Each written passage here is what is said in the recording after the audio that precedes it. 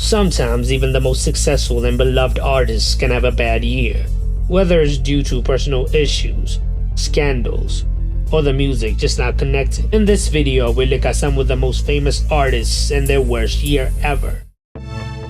Kanye West. Kanye's career is a roller coaster, but he hit rock bottom in 2022. On January 5, he was announced as one of the 2022 headliners of Coachella, but he later pulled out of that. On February 23, he released Donda 2, and many people didn't listen to it because it was only exclusively released on the stem player. Kanye West is known for his rants and blunders, but in late 2022 he made his biggest one when he made a series of anti-Semitic statements on Twitter and in countless interviews. He lost his partnerships with fashion brands such as Gap, Balenciaga, and Adidas. Not just that, he was banned from everything, from Twitter to UMG to Instagram, everywhere. His music career also faced uncertainty as his fans and critics turned on him. He hasn't recovered from it to this day. Katy Perry. Katy Perry is one of the most successful pop stars of the early 2010s, with hits like I Kissed a Girl, Firework, Teenage Dream, Roar, Dark Horse.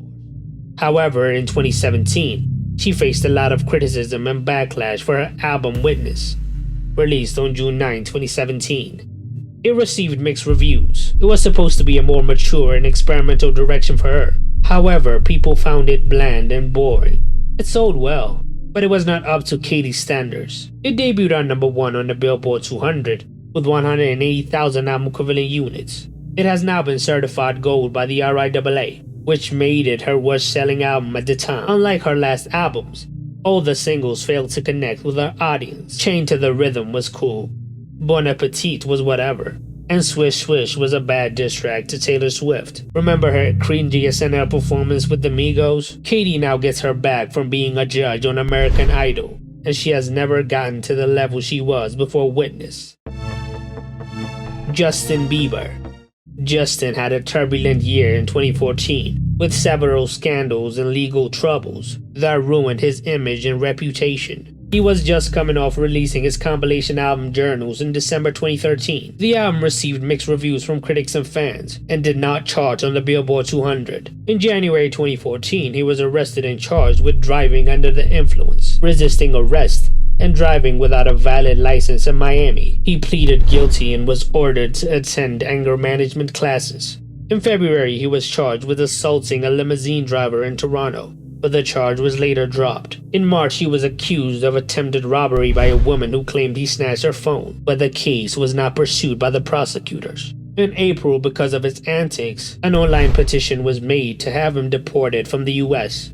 The petition was hosted on the White House's website and received over 276,000 signatures. In July, he was charged with vandalism for egging his neighbor's house in Calabasas, California.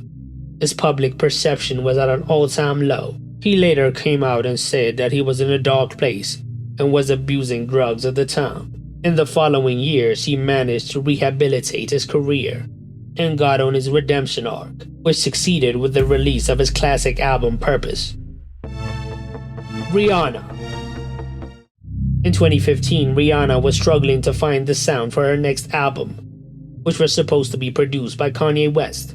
On January 24, 2015, she released 4-5 Seconds. It peaked on number 4 on the Billboard Hot 100. Then she released Bitch Better Have My Money. It never made it to the top 10, peaking on number 15. On April 14, she released American Oxygen as the next single. It peaked on number 78. All those singles never made it to her 8th album, Anti. It was her unofficial flop era. Because R9 is not coming anytime soon, 2015 was the worst year of her career. Drake. Drake has dominated hip-hop for close to 15 years, and he is the most streamed artist on all DSPs. But in my opinion, he is currently having the worst year of his career. At the beginning of the year, he was coming off a very active 2022. Releasing 2 studio albums, the poorly received Honestly Nevermind, and the controversial Her Loss with 21 Savage. On July 23, he released his poetry book, titled Ruin Everything. a book full of IG captions with one line per page. On October 6th, he released his 8th studio album, For All the Dogs. In my opinion, it is one of his worst albums. I know it's early, but of all Drake's albums I've listened to, this one is nothing that stuck with me. He was trying so hard to fit into the modern sound, he lost his own. He announced that he would be taking a hiatus because of health issues, and I think that would be for the best.